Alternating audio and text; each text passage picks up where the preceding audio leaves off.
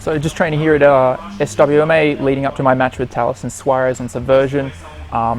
Just getting out here to get some preparation in because I think it's going to be a pretty big match, and I think it's a match that I need to take seriously.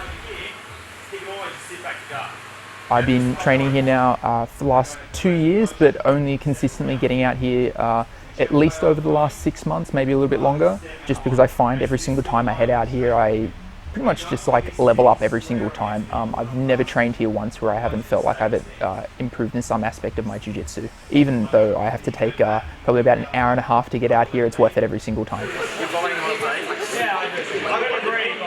So I'm looking forward to getting back into competing. Since COVID hit, sort of like beginning of 2020, like end of 2019, I've only really competed once. I've only had the one super fight in that time.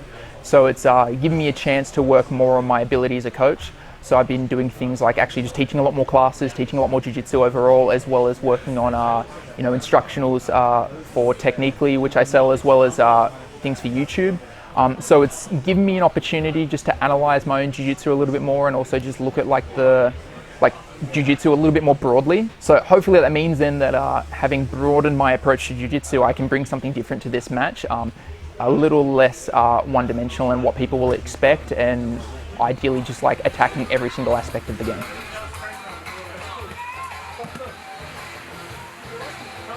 This is a match I'm particularly excited for.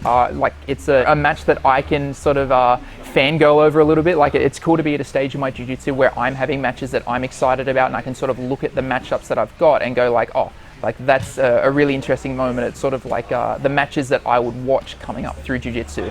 So I'm up against Taliesin Suarez, and I've actually followed his journey through jiu-jitsu since he was about a blue belt. Like, he's someone that I've actively watched him rise through the ranks, and he's become like an incredibly high-level competitor.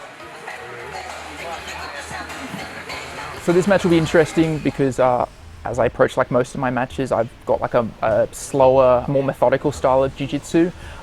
And so I think a big component of this match will be me using that approach to jiu-jitsu to slow down the fast and aggressive pace of Taliesin.